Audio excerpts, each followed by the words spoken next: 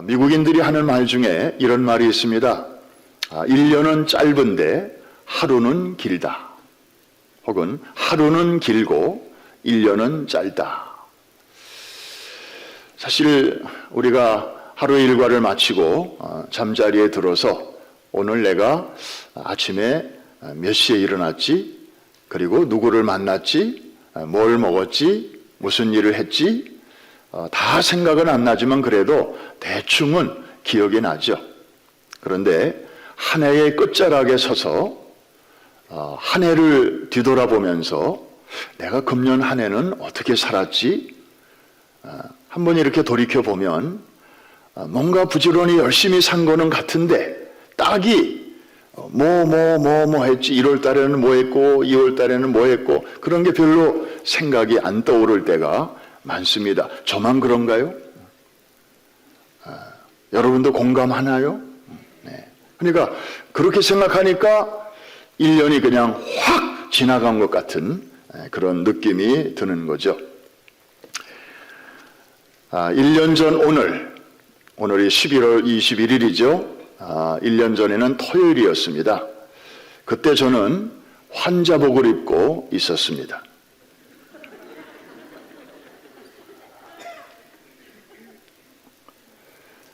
제 모습이 하도 이상하고 어색해서 제가 셀카로 찍은 겁니다. 종합병원에 마련된 코로나 병동에 제가 누워 있었습니다. 다음 날이 주일인데 내가 왜 여기 있는 거지? 내가 여기 있어도 되나? 지난주에도 원로 목사님이 강단을 맡아주셨는데 내일도 또 맡아주시니 40년 수고하신 분에게 또 이런 부담을 드리는 게 죄송하기도 하고 감사하기도 하고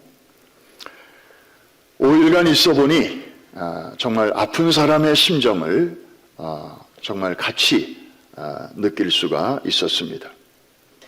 그리고 밤 12시고 새벽 3시고 수시로 저와 또 환자들이 누워있는 병실을 드나들면서 마치 머리끝부터 발끝까지 아주 완전 무장을 하고 꼭 우주선을 탄 우주인처럼 아주 무거운 보기만 해도 갑갑한 복장을 하고 걷는 것도 이렇게 걸으면서 환자들을 돌보는 그런 의료진들, 저들도 누군가의 아내요, 누군가의 엄마일 것이고 누군가의 남편일 것인데 여차하면 정말 바이러스에 걸릴 수 있는 그런 위험한 환경 속에서도 최전선에서 뛰는 그 의료진들과 나이팅게일들의 그 수고가 전에는 그냥 말로만 이렇게 들었는데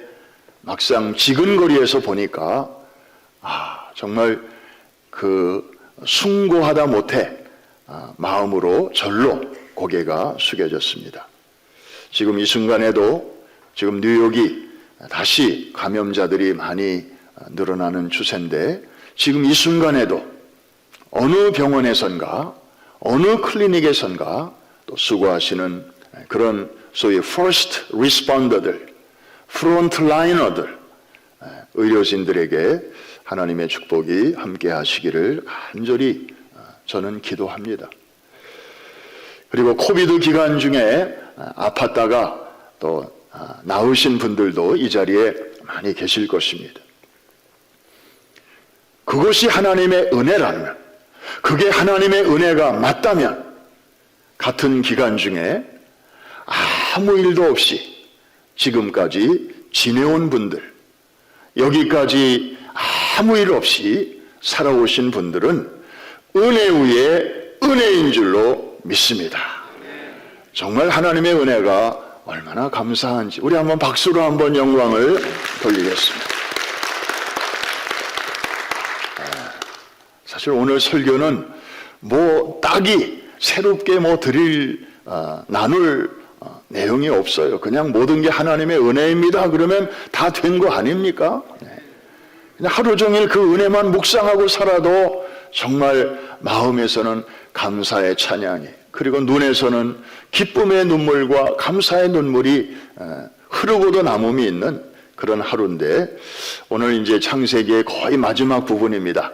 11월까지 창세기를 마무리하고 이제 12월부터는 또 다음 챕터로 우리가 넘어가게 될 것입니다. 오늘 말씀은 애굽의 총리가 된 요셉이 드디어, 한번 따라합시다, 드디어 형제들을 만나는 그런 장면입니다. 요셉이 30살 때 이집트의 총리가 됐고 그 후에 9년이라는 세월이 흘렀습니다. 아직 가족을 못 만났습니다. 이 9년이 흐르는 동안에 첫 7년은 애굽의 풍년이 찾아왔습니다. 그래서 창고마다 곡식을 꽉꽉 채워넣었죠. 하나님이 요셉을 통하여 주신 그 지혜를 사용해서 그렇게 했습니다. 그런데 바로 뒤를 이어서 이제 흉년이 찾아오는데 벌써 2년이 지났습니다. 지역마다 못 살겠다고 난립니다. 그래서 가나안 땅에 살고 있던 요셉의 형들이 이제 애굽으로 양식을 구하러 온 것입니다. 요셉은 형들이 우르르 몰려오는 걸 보면서 한 사람만 봤더라면 저분이 내 형 맞나 싶었겠지만 우르르 몰려오니까 그냥 대번에 알아봤죠. 그런데 형들은 요셉을 대번에 알아봤나요? 22년 만에 만나는 아우입니다. 그리고 자기들의 행색이 꾀죄죄한데 요셉은 뭐 삐까뻔쩍합니다. 몰라봤습니다. 넷째 형인 유다가 다음과 같이 말할 때 요셉은 더 이상 자신의 정체를 숨길 수가 없었습니다. 유다가 이렇게 말합니다. 막내 동생 베냐민 대신에 나를 이 땅의 볼모로 좀 두시면 안 되겠습니까? 만에 하나 우리 막내 아들 베냐민까지 어떻게 되면 우리 잘못으로 22년 전에 사랑하는 아들 요셉이라는 아들을 잃어버린 이 연로하신 우리 아버지가 어떻게 되실 것 같습니다. 쓰러지실 것 같습니다. 그러니 차라리 저를 감옥에 가두시고 볼모로 잡으시고 우리 막내 베냐민은 평안히 고향으로 돌아갈 수 있도록 해 주십시오. 요셉은 알았습니다. 형들이 옛날 형이 아니라는 것을, 그리고 형들이 아버지를 얼마나 끔찍하게 위하는가를, 그리고 형들이 자기의 같은 배에서 나온 유일한 동생 베냐민을 저렇게 아끼는 걸 보니 자신에 대한 그런 생각도 옛날 같지 않다고 하는 것을 확인하게 되었습니다. 그동안에 참았던 감정을 더 이상 억제할 수가 없었던 것입니다. 그래서 3절 같이 한번 보실까요? 이렇게 말하게 되는데 다 같이 한번 읽겠습니다. 시작. 요셉이 그 형들에게 이르되 나는 요셉이라. 내 아버지께서 아직 살아계시니까. 형들이 그 앞에서 놀라서 대답하지 못하더라. 형들이 깜짝 놀라게 됩니다. 우리 한국 사람들은 뭐든지 줄여서 말하니까 이럴 때 깜놀 이렇게 쓰는 거예요. 그럴 수밖에 없죠. 그런데 자, 형들이 놀라서 대답도 못하고 막 안절부절하고 있을 때 요셉이 하는 말 한번 같이 보십시다. 그 다음 절입니다. 4절 시작. 요셉이 형들에게 이르되 내게로 가까이 오소서. 그들이 가까이 가니 이르되 나는 당신들의 아우 요셉이니 당신들이 애굽의 판지라. 여러분, 여러분이 저 말을 들었다면 여러분들의 마음은 어땠을까요? 아이고, 이제는 죽었구나. 이제는 죽었구나. 그냥 놀람의 감정이 변하여 이제는 두려움으로 확 바뀌었을 것입니다. 당신들이 애굽의 판전아. 지난날에 있었던 팩트를 그대로 지적하고 있지 않습니까? 보통 사람들이 하는 일입니다. 팩트를 파가지고 그래서 그거를 제시해서 상대방을 제압하고 아주 혹군역을 내고 그래서 문제를 해결하는, 이게 바로 세상의 방식이죠. 그래서 변호사를 사는 것이고, 그래서 수를 하는 것이고, 그래서 법정 투쟁을 하는 것 아니겠습니까? 그런데 저 말을 했던 요셉이 그 같은 입으로 잠시 후에 다른 말을 또 하고 있습니다. 8절로 뛰어넘어서 저 말이 정말 신앙인의 언어입니다. 앞에 거는 일반인의 언어고, 바로 이 대목이 예수 믿는 사람, 하나님을 믿는 사람의 입에서만 나올 수 있는 그런 신앙의 언어인데 무슨 말인가 한번 같이 읽어보겠습니다. 시작. 그런즉 나를 이리로 보낸 이는 당신들이 아니요 하나님이시라. 하나님이 나를 바로에게 아버지로 삼으시고 그 온 집의 주로 삼으시며 애굽 온 땅의 통치자로 삼으셨나이다. 자, 노란 글씨로 된 것, 오늘 설교 제목이 저기서 나왔습니다. 한번 따라해 주실까요? 당신들이 아니요 하나님이시라. 여러분 혹시 몇 주 전에 설교 제목 기억하십니까? 내가 아니라 누구? 하나님이라는 제목으로 설교를 한 일이 있는데 잘 기억 안 나실 거예요. 여러분들은 워낙 성경적으로 사시는 분들이에요. 이전 것은 다 지나갔으니 보라 새 것이 되었도다. 그렇죠? 그런데 오늘 설교 제목과 한번 나란히 놓고 보면 뭔가 이렇게 운이 맞을 거예요. 몇 주 전에는 내가 아니라 하나님. 근데 오늘 설교 제목은 당신들이 아니라 누구? 하나님. 이게 표현은 비슷한데 내용은 엄청 다른 겁니다.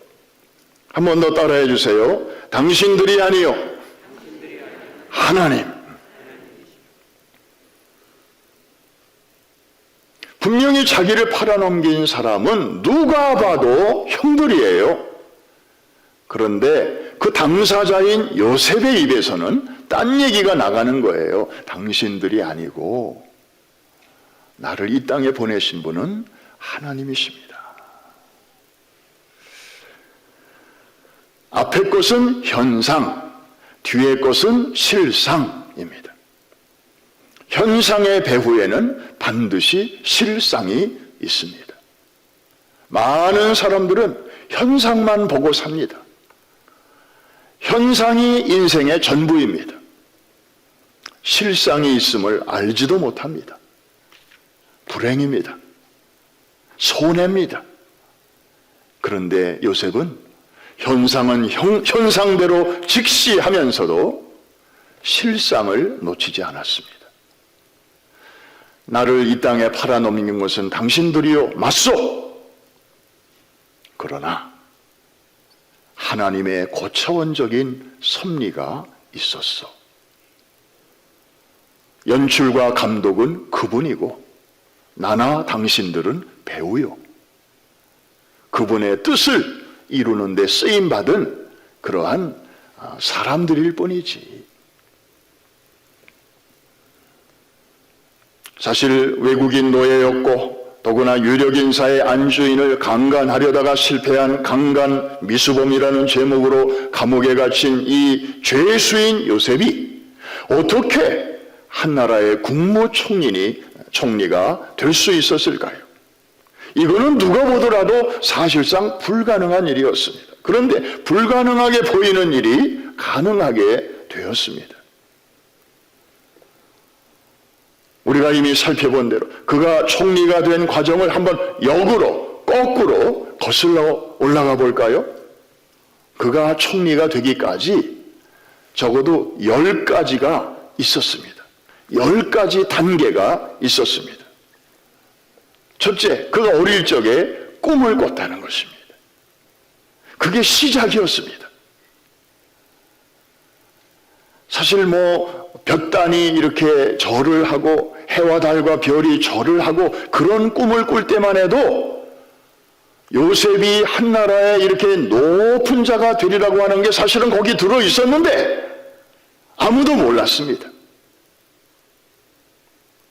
우리가 스토리를 다 종합적으로 보니까 아하, 그 꿈속에 이미 하나님의 그 계획이 들어 있었구나.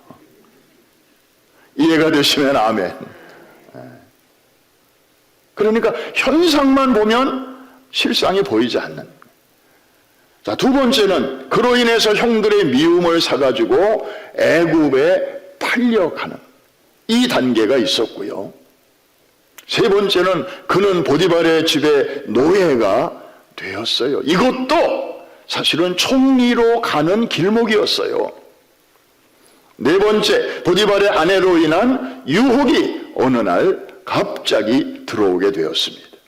다섯 번째, 요셉에게 억울한 죄명이 누명이 쓰여지게 되었고, 여섯 번째, 그래서 그 결과 그는 감옥에 들어가게 되었어요. 여러분의 가족 중에 혹은 아는 사람 중에 누가 이렇게 감옥에 갔다. 그러면 그거 누가 알까봐 그냥 쉬쉬하고 얼마나 수치스럽고 얼마나 참 고통스러운 일이에요. 그런데 요셉은 정말 억울한 일로 그렇게 감옥에 들어갔는데 사실은 이것도 하나님께서 요셉을 총리 대신으로 세우기 위한 하나의 징검다리였다 이 말이죠. 그 당시에는 아무도 몰랐어요. 그게 그렇게 연관성이 있다는 것이. 그 다음에 일곱 번째로는 거기서 누구를 만났어요? 술 맡은 관원장을 만나게 된 거. 여덟 번째, 그가 추록한 뒤에 이 술 맡은 관원장이 2년 동안 요셉을 새카맣게 잊어버렸다는 거. 제가 새카맣게 잊어버렸다. 그렇게 표현을 보통 하는데 제가 새하얗게 잊어버렸다 그랬더니 어느 분이 예배 후에 목사님 새카맣게 하고 새하얗게 하고 무슨 차이가 있어요? 참 하여튼 우리 성도들은 참 관심이 많아요. 그냥 새겨 들으시면 돼요. 열심히 듣고 있다는 거죠. 그래서 그런 과정이 있었고요. 그러니까 이 술 맡은 관원장이 2년 동안이나 요셉을 잊어버린 것도 결국에는 정말 그 당시에는 너무나 섭섭한 일이고 배신 때리는 일이고 정말 세상에 믿을 놈 하나도 없네 하고 요셉이 이를 갈 그런 아픔이었지만 지나고 보니까 이건 역시 거기로 올라가는 8분 응선이었다. 이해가 되시면 아멘. 때마침 바로왕이 꿈을 꾸었는데 해몽해 줄 사람을 찾다가 새까맣게 혹은 새하얗게 입고 있었던 요셉이 번뜩 생각이 났고, 이게 구분응선입니다. 그리고 마침내 정상 10번째가 바로왕의 꿈을 해석해 줌으로써 외국인이었고 노예였고 죄수였던 이 요셉이 본토백이 이집트 사람도 올라가기 어려운 한 나라의 총리 대신의 자리에 올라가게 되었던 것입니다. 이런 일련의 과정은 마치 누가 미리 오래전에 이렇게 각본을 짠 것처럼 그렇게 느껴지지 않습니까? 그러면 이런 각본을 만드시고 연출하신 분이 계실 텐데 누구이겠습니까? 말끝마다 요셉은 하나님. 기억나시나요? 한번 따라합시다. 말끝마다 하나님. 요셉은 그냥 말끝마다 하나님이었잖아요. 하나님 앞에서 사는 사람이었습니다. 그렇습니다. 자신의 삶의 배후에서 역사하시는 분은 바로 하나님이신 것을 요셉은 고백하면서 살았습니다. 겉으로 보이는 대로만 말한다면 형님들이 나를 애굽에 보낸 것이 맞습니다. 그러나 우리의 배후에 그분이 계셨습니다. 그분의 작품입니다. 그분의 연출이었습니다. 형님들의 의지가 전부인 것처럼 보였지만 아닙니다. 제가 볼 때는 그분의 의지였습니다. 그러니 내가 형님들에게 어찌 보복할 수 있겠습니까? 그분이 하신 건데. 이게 바로 요셉의 생각이었던 것입니다. 사랑하는 성도 여러분, 오늘은 팬데믹 기간 중에 우리가 두 번째로 맞이하는 추수감사주일입니다. 코로나 팬데믹 아래서 보낸 지난 1년 8개월의 삶은 얼핏 보면 재앙입니다. 팬데믹이라는 말 자체가 재앙입니다. disaster.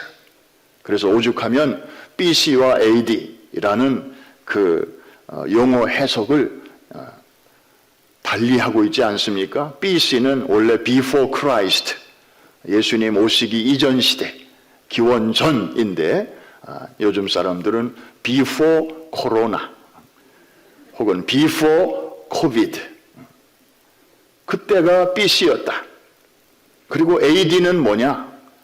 원래는 Anno Domini, 영어로 말하면 After the Lord, 주님이 오신 이후 시대, 서기 시대, 주후 시대, 원래 그런 뜻인데 요즘 사람들은 재해석을 합니다. AD는 After Disaster, 코로나가 핥히고 지나간 이후 시대가 바로 AD가 아니냐. 그러니까 이 팬데믹을 디제스터로 보는 거죠.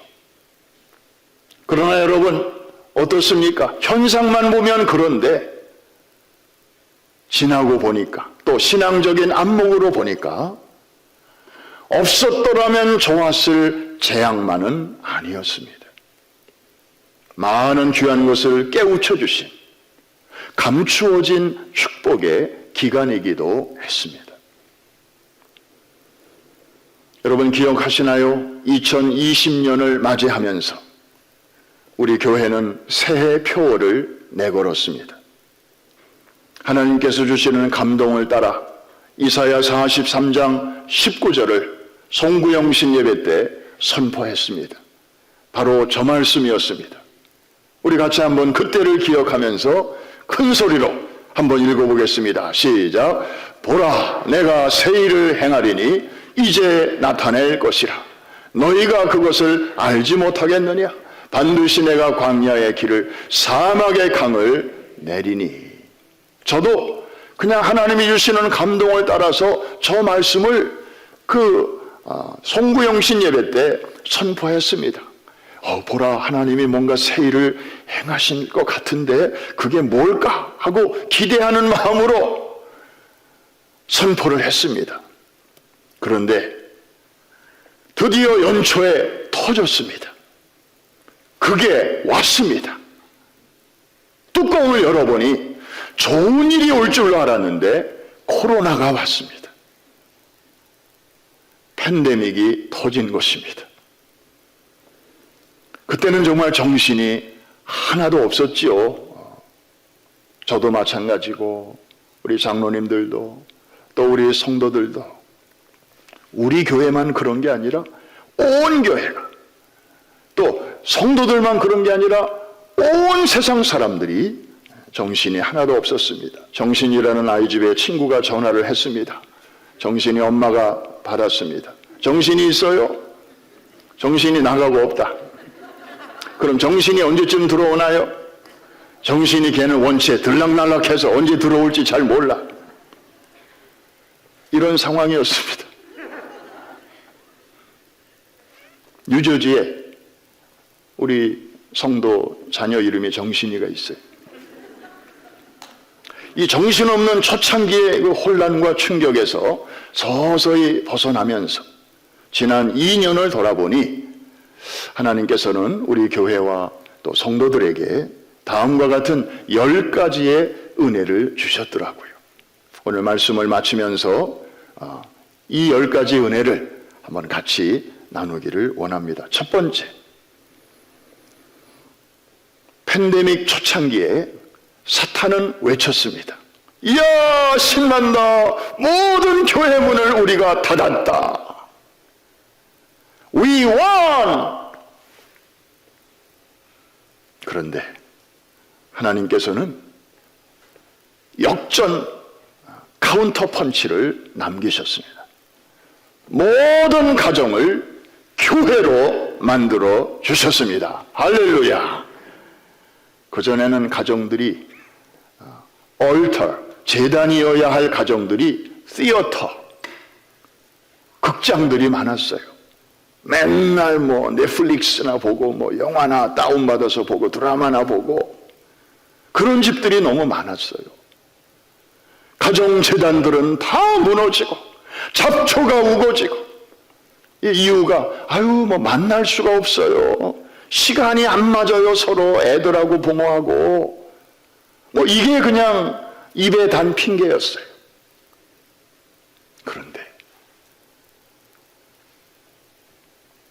일시적인 기간이었지만 하나님께서는 교회 문 닫으시고 회사 문 닫으시고 가게 문 닫으시고 학교 문 닫으시고 온 식구들을 강제적으로 모이게 하셨어요. 여름 휴가 때나 며칠 온 식구들이 어디 놀러 갈 때나 한 차 타고 갔었는데 이제는 day after day 그런 시간을 우리에게 주시면서 예배도 가정에서, 주일을 가정에서, 세상에 이런 날이 올 줄 누가 알았겠어요. 두 번째, 다들 어려워졌습니다. 삶의 리듬이 깨지고 특별히 재정적으로 경제적으로 어려움이 확 찾아왔잖아요. 그때는 미국에서 뭐 무슨 언임플로이먼트를 아직 주기도 전이고 나가는 익스펜스는 여전한데 들어오는 인컴이 확 당장 줄어드니까 어려워졌습니다. 사람들이 어려움을 체감하기 시작했습니다. 그런데 참 놀라운 하나님의 은혜는요, 멀쩡하던 우리도 이런 상황이 되니까 이렇게 어려운데 평상시에도 어려운 사람들은 요즘은 얼마나 더 어려울까? 이런 생각이 들게 하시는 거예요. 우리 주변을 돌아보게 하셨습니다. 홈리스 센터들을 돌아보게 하셨어요. 그리고 나보다 더 어려운 사람들 혹시 주변에 없는가를. 그전에는 우리는 그런 여유가 없었어요.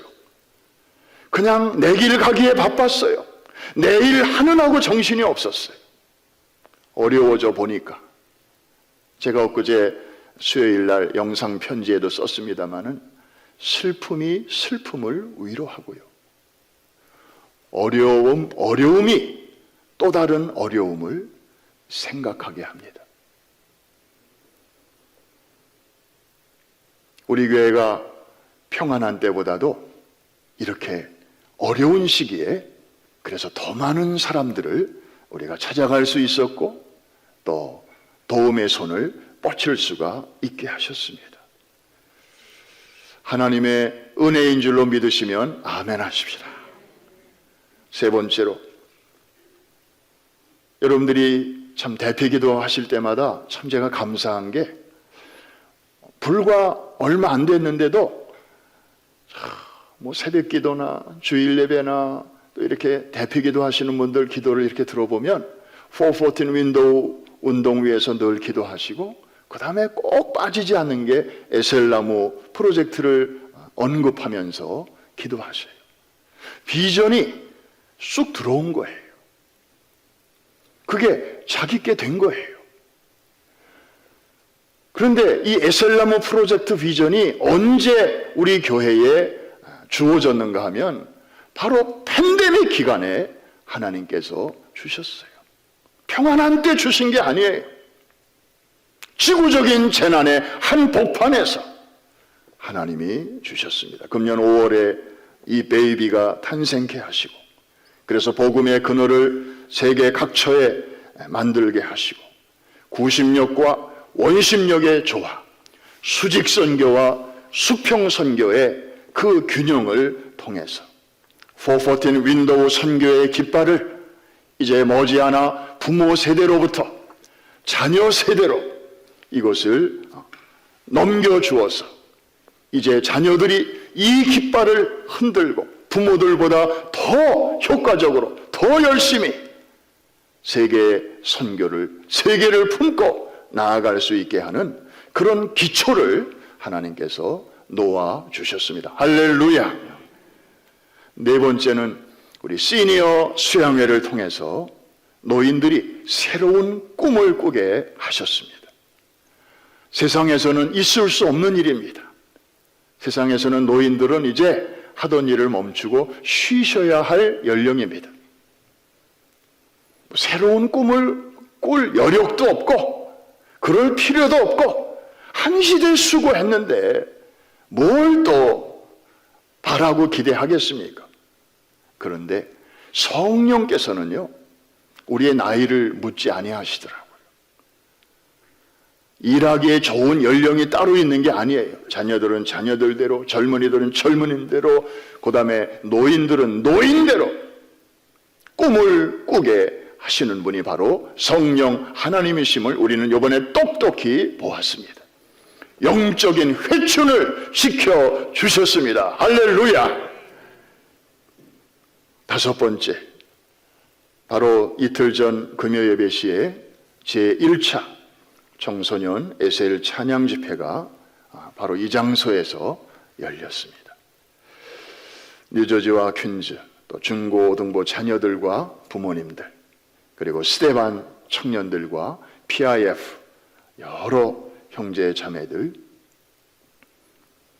한 450명 정도가 이 자리에 모였는데 아마 이 거리를 유지하면서 사람들이 앉다 보니까 뭐 아래층, 2층, 좌우 윙까지 아주 사람들이 쫙 이렇게 가득 채워서 그렇게 앉았는데 정말 중심에 소위 다음 세대라 일컬어지는 그 중에서도 정말 요즘 다루기 어렵고 정말 이 대화조차가 잘 하기 힘든 그런 청소년들이 이 자리에 확 나와서 앉았는데 그 보는 것만으로도 참 감격이었습니다. 2시간 동안 진행되는 찬양과 메시지와 그리고 뜨거운 기도를 통해서 그동안 눌려 있었던 피어 프레셔, 그 동료들로부터 받는 이 압박이 정말 우리 부모들은 다 이해 못할 거예요. 우리는 그냥 우리의 문화권 속에서 주로 사니까. 그런데 얘네들은 집에서는 한국 문화요, 밖에만 나가면 미국 문화요, 그 틈바구니에 껴가지고 부모가 다 이해할 수 없는 그런 참 많은 스트레스를 받으면서 친구도 제대로 못 만나고 그런 삶을 거의 2년 가까이 하던 아이들이 함께 모여서 마음껏 찬양하는 그런 시간을 가졌습니다. 다음 주일에 영상으로 보고할 예정입니다만은 정말 제가 보니까 여기 있는 아이들도 은혜 많이 받았지만 2층 좌우 윙에 있는 부모들이 더 은혜 받는 것 같아요. 그냥 그저 감사로 눈물로 찬양하고 뜨겁게 기도하는데 그냥 아이들을 생각하면서 기도하는 것도 참 좋지만 아이들을 눈으로 보면서 정말 저 아이들 하나님 살려주세요, 저 아이들을 일으켜주세요, 저 세대를 일으켜 주십시오 하고 간절하게 기도하면서 서로가 은혜 받는 그런 시간이었습니다. 다음번 모임이 아까 광고 보니까 새해 1월이라는데 많은 분들이 그래요. 매달 했으면 좋겠어요. 원로 목사님도 온라인으로 보셨는데 한마디 하시더라고요. 매주 하지 그래.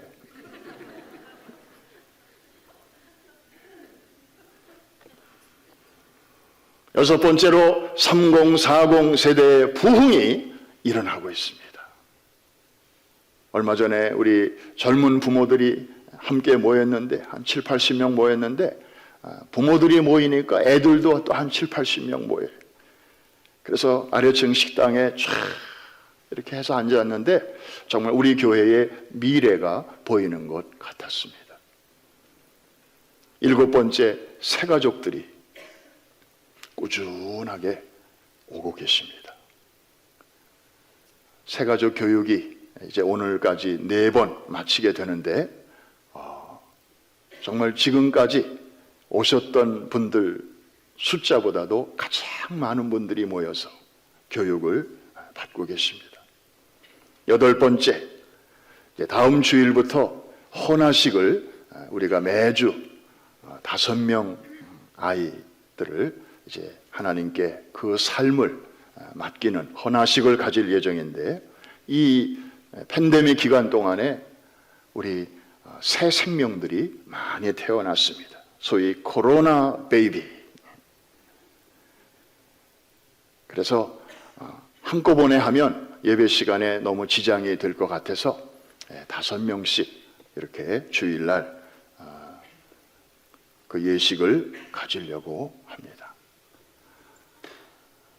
9번째, 이 전도와 선교의 지경을 하나님께서 이 팬데믹 기간에 우리가 상상도 할 수 없는 그런 방법으로 넓혀주셨어요.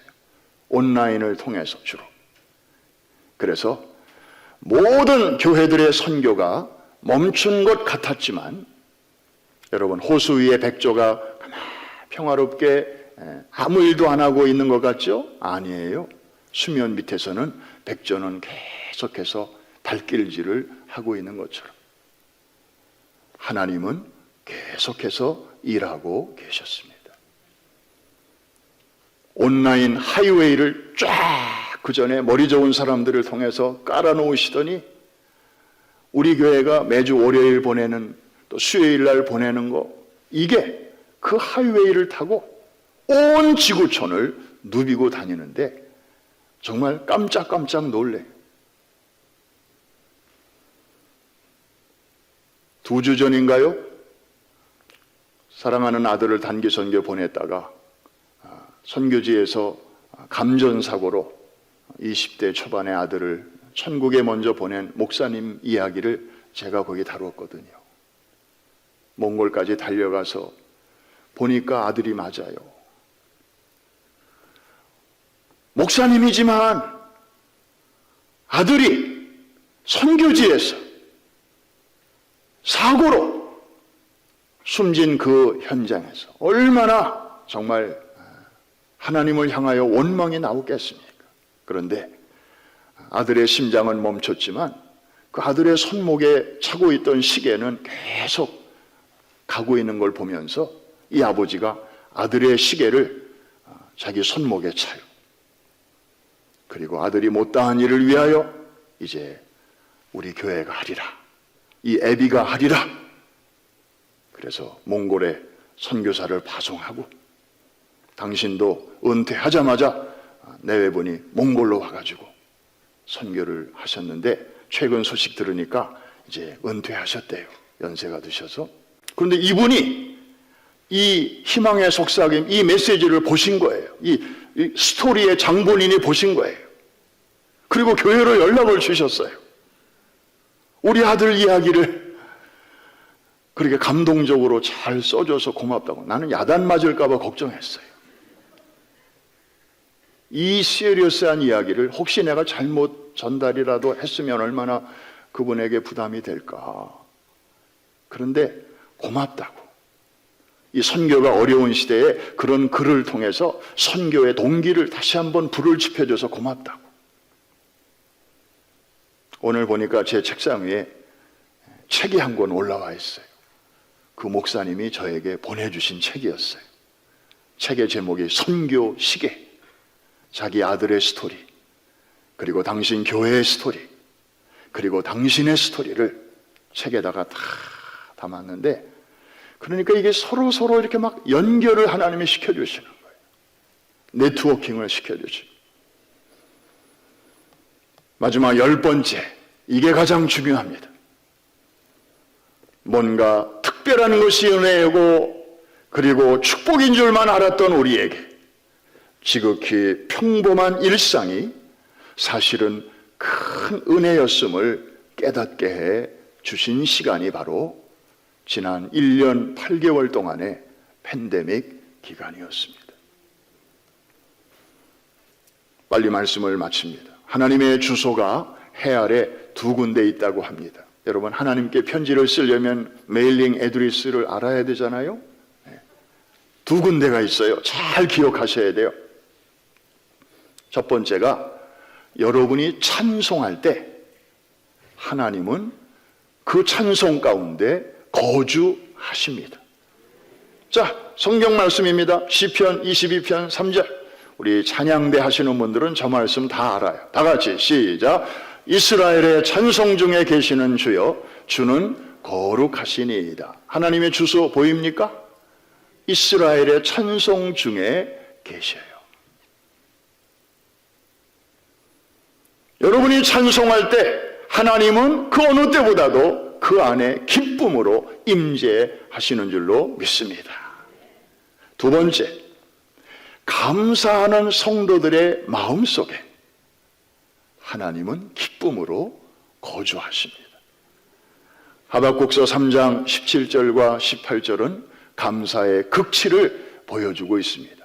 우리의 마음도 저런 마음만 있다면 정말 하나님이 감동하시지 않을까요? 같이 한번 읽겠습니다. 시작. 비록 무화과 나무가 무성하지 못하며 포도나무에 열매가 없으며 감람나무에 소출이 없으며 밭에 먹을 것이 없으며 우리의 양이 없으며 외양간에 소가 없을지라도 나는 여호와로 말미암아 즐거워하며 나의 구원의 하나님으로 말미암아 기뻐하리로다. 아멘입니까? 바로 저런 마음 속에 하나님은 기쁨으로 임재하십니다. 오늘은 제가 뉴저지에 왔다 갔다 하는 날이 아니에요. 그래서 제가 마음이 좀 한결 가벼워요.